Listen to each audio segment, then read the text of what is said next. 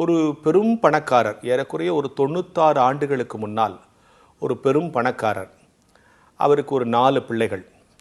அவர் இறந்து போகிறார்.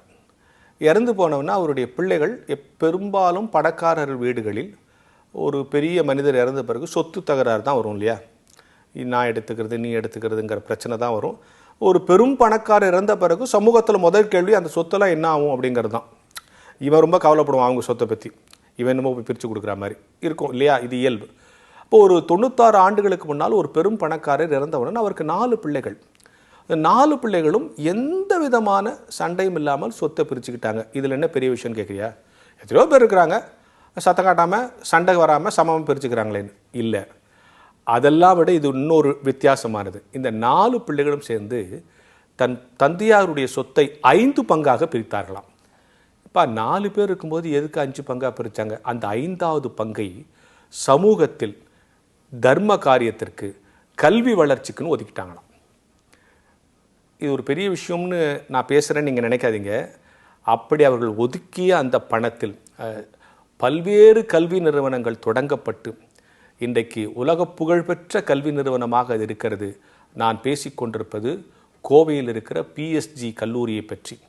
அதனுடைய நிறுவனர் PS கோவிந்தசாமி நாயுடு. அவர் இறந்ததற்கு பிறகு அவருடைய பிள்ளைகள் 4 பேரும் 5 பங்காக பிரித்து அந்த 5வது பங்கை சமூகத்தில் கல்வி வளர்ச்சிக்கு எல்லா தரப்பினருக்கும், அந்த ஸ்கூலே சர்வஜன பள்ளி, சர்வஜனமும் வந்து அங்கே படிக்கலாம் அப்படின்னு ஆரம்பித்து இன்றைக்கு பிஎஸ்ஜி கல்லூரி ஒரு ஆர்ட்ஸ் அண்ட் சயின்ஸ் கல்லூரியில் 14,000 பேர் கிட்டத்தட்ட படிக்கிறார்கள். அதிகமான மாணவர்கள் படிக்கிற சிங்கிள் லார்ஜஸ்ட் காலேஜ் என்கிற பெயரெல்லாம் இந்த கல்லூரி பெற்றிருக்கிற பிஎஸ்ஜி காலேஜ் கோயம்புத்தூர்னா எல்லாருக்கும் தெரியும்.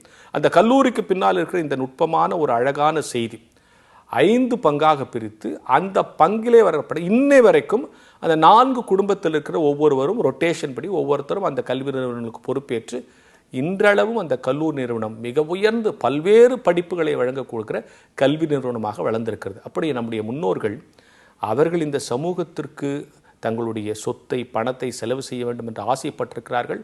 அப்படிப்பட்ட மனப்பான்மையோடு தங்களுடைய பிள்ளைகளையும் வளர்த்திருக்கிறார்கள் என்பதற்கு இந்த சம்பவம் ஒரு சாட்சி. அந்த கல்லூரியில் பேசுகிற வாய்ப்பு கிடைத்த போது நான் இந்த தகவலை தெரிந்து கொண்டு நம் முன்னோர்களை நினைத்து நான் பிரமித்து போனேன். எனவே நாமும் கூட நாம் சம்பாதிக்கிறோம், நாம் சேர்த்து வைக்கிறோம், நம்ம தலைமுறைக்கு சேர்த்து வைக்கிறோம். என் பணத்தில் ஒரு சிறு பங்கு இந்த சமூகத்திற்கு பயன்பட வேண்டும். பெரும் பங்கு பயன்படுத்தலைன்னா கூட பரவாயில்ல, ஒரு சிறு பங்கு ஏதோ ஒரு வகையில் சக மனிதனுக்கு பயன்பட வேண்டும் என்று ஆசைப்பட வேண்டும் என்பதுதான் மிகச்சிறந்த பக்தி, மிகச்சிறந்த ஆன்மீகம் கூட. அந்த வகையில் நம்முடைய பிள்ளைகளுக்கும் அப்படிப்பட்ட எண்ணத்தை தோற்றுவிக்கிற வகையில் நம்முடைய வாழ்க்கை அமைய வேண்டும். இந்த 4 பிள்ளைங்க அப்படி பிரிச்சிருக்காங்க, 5ஆ பிரிச்சிருக்காங்கன்னா அவங்க அப்பா எவ்வளோ ஒழுங்காக நடத்தியிருப்பார். அந்த மனிதரையும் இந்த நேரத்தில் நாம் நினைத்து பார்க்க கடமைப்பட்டிருக்கிறோம். அப்படிப்பட்ட தலைமுறையாக, அப்படிப்பட்ட தலைமுறைகளை வளர்க்கிற பெற்றோர்களாக நாம் வாழ வேண்டும் என்கிற சிந்தனையோடு இந்த நாளை தொடங்குவோம்.